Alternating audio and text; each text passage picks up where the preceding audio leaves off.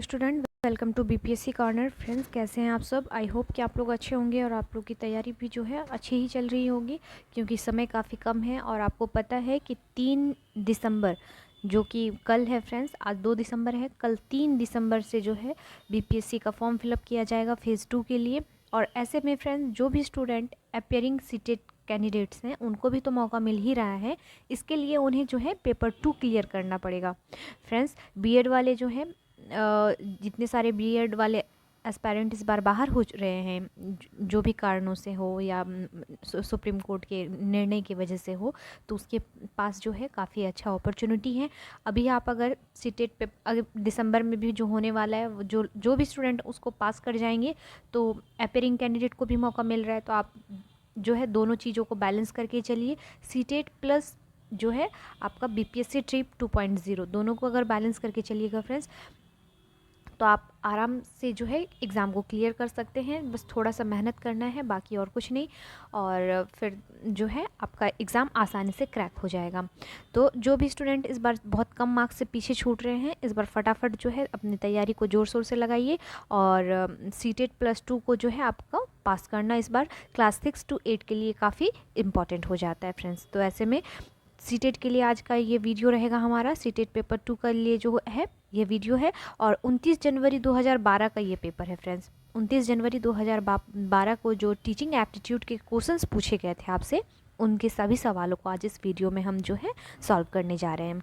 और फ्रेंड्स, बता दूं आपको, मार्केट में जो भी प्रैक्टिस सेट अच्छे प्रैक्टिस सेट होंगे, आपको बीपीएससी 3.2 के लिए जो है आपको करवाया जाएगा। तो प्लीज़ चैनल को सपोर्ट करने के लिए लाइक, शेयर और सब्सक्राइब कर लीजिए। तो शुरू करते हैं आज का इम्पॉर्टेंट वीडियो। जो टीचिंग एप्टीट्यूड के क्वेश्चंस पूछे गए थे आपके 29 जनवरी 2012 को, देख लेते हैं कैसे कैसे क्वेश्चंस पूछा गया था आपको, जिससे कि आपको जो है आराम से क्लियर हो जाएगा, एक विज़न बन जाएगा कि आपको किस लेवल के क्वेश्चंस आएंगे और कैसे आपको तैयारी करना है, कैसे अप्रोच करना है आपको। तो 1 से 30 नंबर तक का जो क्वेश्चन है, निर्देश दिया गया है निम्नलिखित प्रश्नों के उत्तर देने के लिए सबसे उचित विकल्प को आपको चुनना है फ्रेंड्स। तो चलिए, क्वेश्चन नंबर 1 में दिया है आपका, अभिप्रेरणा के सिद्धांतों के अनुसार एक शिक्षक डैश के द्वारा सीखने को संवर्धित कर सकता है। तो क्या कर सकता है? ऑप्शंस देख लेते हैं। विद्यार्थियों से वास्तविक अपेक्षा रखने, ऑप्शन 2 में है अपेक्षाओं का एक रूप स्तर रखने, या विद्यार्थियों से किसी प्रकार की अपेक्षा ना रखने, या ऑप्शन 4 में है विद्यार्थियों से बहुत उच्च अपेक्षा रखने। तो क्या इसका आंसर आ जाएगा? राइट आंसर हो जाएगा फ्रेंड्स, अभिप्रेरणा के सिद्धांतों के अनुसार जो है विद्यार्थियों से वास्तविक अपेक्षाएं रखने के लिए। तो ऑप्शन 1 हो जाएगा इसका राइट आंसर। याद रखिएगा फ्रेंड्स, अभिप्रेरणा के सिद्धांतों के अनुसार एक शिक्षक विद्यार्थियों से वास्तविक अपेक्षाएं रखने द्वारा सीखने को संवर्धित कर सकता है। और जो मनोवैज्ञानिक थे स्किनर ने अभिप्रेरणा को सीखने का राजमार्ग भी कहा था, क्योंकि यह सीखने की प्रक्रिया और उसके परिणाम दोनों को ही प्रभावित करती है। तो ऑप्शन 1 क्या हो जाएगा? इसका राइट आंसर हो जाएगा। फ्रेंड्स, बता दूं, जो भी स्टूडेंट सीटेट की तैयारी करने जा रहे हैं या सीटेट अपियरिंग कैंडिडेट्स हैं, उसके लिए जो PYQ है, प्रीवियस ईयर क्वेश्चंस, और प्लस जो है NCERT, ये दो जो चीज़ होते हैं बहुत ही इंपॉर्टेंट चीज़ मायने रखते हैं आपके सीटेट पेपर 2 को क्लियर करने के लिए। तो आप प्लीज़ इन दोनों पे ज़्यादा फोकस कीजिए। चलिए, क्वेश्चन नंबर 2 में देख लेते हैं। विकास शुरू होता है उत्तर बाल अवस्था से, प्रसव पूर्व अवस्था से, शैशवावस्था से, या पूर्व बाल्य अवस्था से। तो कहाँ से शुरू होता है विकास का जो चरण होता है? तो यह शुरू होता है प्रसव पूर्व अवस्था से। ऑप्शन 2 जो हो जाएगा इसका राइट आंसर हो जाएगा। जो विकास होता है यह प्रसव पूर्व अवस्था में ही शुरू होता है, और इसके जो मतलब हर्लॉग जो थे ने इस अवस्था का समय जो है गर्भधान से जन्म के समय अर्थात महीने या 280 दिनों तक माना जाता है, जिसमें विकास आरंभ होता है। तो इस प्रकार से ऑप्शन 2 जो हो जाएगा इसका राइट आंसर हो जाएगा। चलिए, अब क्वेश्चन नंबर 3 में पूछा था आपसे, बहुविध बुद्धि सिद्धांत के अनुसार सभी प्रकार के पशुओं, खनिज और पेड़ पौधों को पहचानने और वर्गीकृत करने की योग्यता कहलाती है। तो फ्रेंड्स, याद रखिएगा, ऐसी योग्यता को हम कहते हैं आपका प्राकृतिक बुद्धि। ऑप्शन 2 हो जाएगा। अधिकांश व्यक्तियों की बुद्धि औसत होती है, बहुत कम लोग प्रतिभा संपन्न होते हैं और बहुत कम व्यक्ति जो होते हैं मंद बुद्धि के होते हैं। यह कथन बुद्धि के वितरण के प्रतिस्थापित सिद्धांत पर आधारित है फ्रेंड्स, और इसमें लगभग 70% व्यक्तियों की बुद्धि लब्धि जो होती है वो 90 से 110 के बीच जो होती है मध्य पाई जाती है। नेक्स्ट देख लेते हैं क्वेश्चन नंबर 4 को। क्वेश्चन नंबर 4 से पूछा था आपका, अधिकांश व्यक्तियों की बुद्धि औसत होती है, बहुत कम लोग प्रतिभा संपन्न होते हैं, बहुत कम व्यक्ति मंद बुद्धि के होते हैं। यह कथन डैश के द्वारा प्रतिस्थापित सिद्धांत पर आधारित है। तो अभी आपसे कहा गया, इसका राइट आंसर हो जाएगा फ्रेंड्स ऑप्शन 2, बुद्धि के वितरण। ऑप्शन क्या हो जाएगा? 2 इसका राइट आंसर हो जाएगा। जो बुद्धि का वितरण होता है, यह अधिकांश व्यक्तियों की बुद्धि औसत जो होती है अधिक होती है, बहुत कम लोगों की प्रतिभा संपन्न होती हैं और बहुत कम व्यक्ति जो होते हैं वह मंद बुद्धि के होते हैं। तो इस प्रकार से यह जो हो जाएगा बुद्धि का वितरण कथन से आधारित हो जाएगा। नेक्स्ट देख लेते हैं क्वेश्चन नंबर 5 को। क्वेश्चन नंबर 5 में पूछा है आपसे, सहयोगी अधिगम में अधिक उम्र के प्रवीण विद्यार्थी छोटे और कम निपुण विद्यार्थियों की मदद करते हैं, इससे क्या होता है? तो इसका राइट आंसर हो जाएगा फ्रेंड्स, उच्च उपलब्धि और आत्मसम्मान विकसित होता है। ऑप्शन क्या हो जाएगा? 5 हो जाएगा। सहयोगी अधिगम में जो हेल्प होता है, अधिक उम्र के प्रवीण विद्यार्थी छोटे और कम निपुण विद्यार्थियों की मदद करते हैं और इससे उच्च उपलब्धि की आत्मसम्मान विकसित होता है, और उनमें जो होता है सामाजिक कौशलों जैसे सहयोग, सहायता, समायोजन आदि का विकास होता है। इस प्रकार से ऑप्शन 4 जो हो जाएगा राइट हो जाएगा इसका आंसर। चलिए अब क्वेश्चन नंबर 6 में देख लेते हैं। जब पूर्व का अधिगम नई स्थितियों के सीखने को बिल्कुल प्रभावित नहीं करता है तो यह डैश कहलाता है। तो यह कहलाता है अधिगम का शून्य स्थानांतरण। याद रखिएगा फ्रेंड्स, क्वेश्चन जो होते हैं कई बार रिपीट होते हैं आपके सीटेट में, इसलिए हर एक क्वेश्चन को अच्छे से आप डील कीजिएगा फ्रेंड्स और अच्छे से रीड कर लीजिए, ताकि अगर क्वेश्चन आपसे दोबारा पूछे तो आपसे कोई मिस्टेक ना हो फ्रेंड्स। तो याद रखिएगा, जब पूर्व का अधिगम नई स्थितियों के सीखने के बिल्कुल प्रभावित नहीं करता है तो यह अधिगम शून्य स्थानांतरण कहलाता है, अर्थात पूर्व ज्ञान का संबंध नवीन ज्ञान से नहीं होता है। याद रखिएगा। चलिए क्वेश्चन नंबर 7 को देख लेते हैं। 7 में पूछा है आपसे, चिंतन अनिवार्य रूप से है एक, क्या है आपको बताना है। तो यह मनोवैज्ञानिक परिघटना माना जाता है फ्रेंड्स। जो चिंतन है यह एक मनोवैज्ञानिक परिघटना है, और चिंतन अनिवार्य रूप से जो होता है एक संज्ञानात्मक गतिविधि है जो पियाजे की औपचारिक संक्रियात्मक अवस्था की एक विशेषता है, और यह बालकों में वास्तविकता के स्वरूप चिंतन करने, उसकी खोज करने, उसके बारे में समझ बनाने व सूचना एकत्रित करने की जो होती है क्षमता होती है। बालक में परिपक्वता व अनुभव की पारस्परिक अंतःक्रिया द्वारा निर्धारित की जाती है। तो इस प्रकार से हमारा ऑप्शन 3 जो हो जाएगा राइट हो जाएगा। चलिए क्वेश्चन नंबर 8 में देख लेते हैं। 8 में है, एक बाल केंद्रित कक्षा में बच्चे सामान्यतः सीखते हैं, तो व्यक्तिगत और सामूहिक दोनों रूपों में सीखते हैं फ्रेंड्स। ऑप्शन 1 हो जाएगा इसका राइट आंसर। नेक्स्ट देख लेते हैं क्वेश्चन नंबर 9 में पूछा है आपसे, पियाजे के अधिगम के संज्ञानात्मक सिद्धांत के अनुसार वह प्रक्रिया जिसके द्वारा संज्ञानात्मक संरचना को संशोधित किया जाता है डैश कहलाती है। तो इस क्रिया को हम कहते हैं समावेशन। याद रखिएगा, पियाजे के अधिगम के संज्ञानात्मक सिद्धांत के अनुसार वह प्रक्रिया जिसके द्वारा संज्ञानात्मक संरचना को संशोधित किया जाता है समावेशन कहलाती है, और यह संरचना वातावरण में उपस्थित उद्दीपकों और व्यवहार के बीच मध्यस्थता का कार्य भी करती है। चलिए क्वेश्चन नंबर 10 में है आपसे, एक शिक्षिका अपने शिक्षार्थी की सदैव इस रूप में सहायता करती है कि वे एक विषय क्षेत्र से प्राप्त ज्ञान को दूसरे विषय क्षेत्र के ज्ञान के साथ जोड़ सके, इससे डैश को बढ़ावा मिलता है। तो इसे किसको बढ़ावा मिलता है? तो यह हो जाएगा ज्ञान के सहसंबंध एवं अंतरण को। ऑप्शन क्या हो जाएगा? 2 हो जाएगा। एक शिक्षिका यानी एक टीचर जब अपने स्टूडेंट्स को सदैव इस रूप में सहायता करती है कि वे एक विषय क्षेत्र से प्राप्त ज्ञान को दूसरे विषय क्षेत्र के ज्ञान के साथ जोड़ सके, इसे ज्ञान के सहसंबंध एवं अंतरण को जो होता है बढ़ावा मिलता है।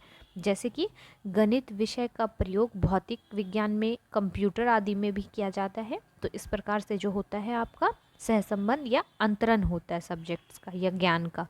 तो ऑप्शन क्या हो जाएगा? 2 हो जाएगा इसका राइट आंसर। चलिए क्वेश्चन नंबर 11 को देख लेते हैं। सृजनात्मक मुख्य रूप से डैश से संबंधित है। तो यह संबंधित है आपके अपसारी बहुविध चिंतन से। ऑप्शन क्या हो जाएगा? 4 हो जाएगा इसका राइट आंसर। जो सृजनात्मक मुख्य रूप से अपसारी या बहुविध चिंतन से संबंधित है, वह व्यक्ति के ज्ञानात्मक व्यवहार का एक यह जटिल रूप है। क्वेश्चन नंबर 12 में पूछा था आपसे, एक विद्यार्थी मेडिकल कॉलेज में दाखिला लेने के लिए कठिन परिश्रम करता है ताकि वह प्रवेश परीक्षा में उत्तीर्ण हो सके। वह विद्यार्थी डैश रूप से अभिप्रेरित है। तो यह अभिप्रेरित है आंतरिक। ऑप्शन क्या हो जाएगा? 3 हो जाएगा। जब एक विद्यार्थी मेडिकल कॉलेज में दाखिला लेने के लिए कठिन परिश्रम करता है तो वह प्रवेश परीक्षा में उत्तीर्ण हो सके, ताकि वह प्रवेश परीक्षा में उत्तीर्ण हो सके, यह विद्यार्थी आंतरिक रूप से अभिप्रेरित है। क्योंकि जब कोई व्यक्ति जो होता है या विद्यार्थी किसी कार्य को अपनी स्वयं की इच्छा से करता है तो इस कार्य को करने में उसे सुख एवं संतोष प्राप्त होता है। नेक्स्ट देख लेते हैं क्वेश्चन नंबर 13 को। व्यवहार का करना पक्ष डैश में आता है। तो यह आता है सीखने के संज्ञानात्मक क्षेत्र में। जो व्यवहार है करना, यह सीखने के संज्ञानात्मक क्षेत्र में आता है। तो ऑप्शन क्या हो जाएगा? 3 हो जाएगा इसका राइट आंसर। नेक्स्ट देख लेते हैं क्वेश्चन नंबर 14 को। 14 में पूछा था आपसे, विज्ञान एवं कला प्रदर्शनियाँ, संगीत एवं नृत्य प्रस्तुतियों तथा विद्यालय पत्रिका निकालना डैश के लिए है। तो ये किसके लिए है? शिक्षार्थियों को सृजनात्मक मार्ग उपलब्ध कराने के लिए जो होता है विज्ञान, कला प्रदर्शनी, संगीत, नृत्य या विद्यालय पत्रिका जो होता है निकाला जाता है। तो ऑप्शन क्या हो जाएगा? 1 हो जाएगा इसका राइट आंसर, याद रखिएगा। नेक्स्ट देख लेते हैं क्वेश्चन नंबर 15 को। क्वेश्चन नंबर 15 में पूछा गया था आपसे,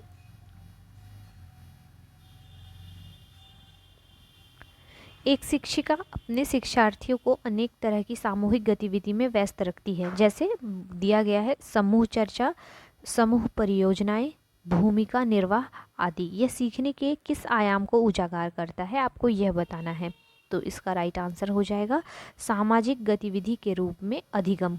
ऑप्शन क्या हो जाएगा? 1 हो जाएगा। एक शिक्षिका यानी एक टीचर जब आपके विद्यार्थियों को अनेक तरह की सामूहिक गतिविधि में व्यस्त रखती है, जैसे कि समूह चर्चा, समूह परियोजना, भूमिका निर्वाह आदि में, तो यह जो होता है सीखने के सामाजिक गतिविधि के रूप में अधिगम को जो है उजागर करता है।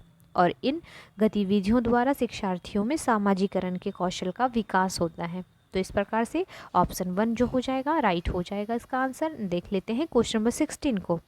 16 में पूछा है, जब एक शिक्षिका दृष्टिबाधित शिक्षार्थी को कक्षा के अन्य शिक्षार्थियों के साथ सामूहिक गतिविधियों में शामिल करती है तो वह, राइट आंसर हो जाएगा समावेशी शिक्षा की भावना के अनुसार ये कार्य कर रही होती हैं।